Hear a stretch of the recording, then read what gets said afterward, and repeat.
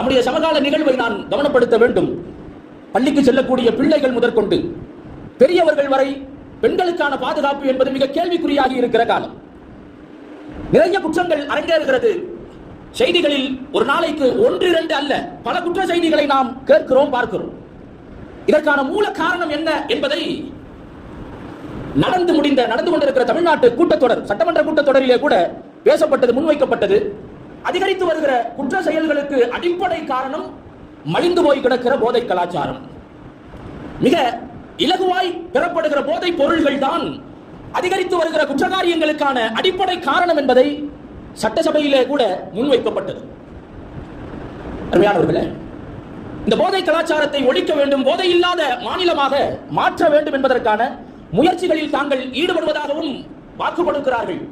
இந்த வாக்கு என்பது புதிதானது அல்ல. இந்த வாக்கு புதிதானது அல்ல. பல நேரங்களிலே கொடுக்கப்பட்ட வாக்குறுதி தான் இதுவெல்லாம். பல கட்டங்களில் சில எண்ணிக்கையில், குறுகிய எண்ணிக்கையில் 250 என்றும் 300, 500 என்றும் கடைகள், மதுபான கடைகள் அடைக்கப்படும். போதையில்லா தமிழகமாக மாற்றுவதற்கான முன்னேற்பாடு, முன்னெடுப்பு என்றெல்லாம் பேசப்படும். ஒவ்வொரு காலத்திலும் இது நடைபெற்று வருகிறது.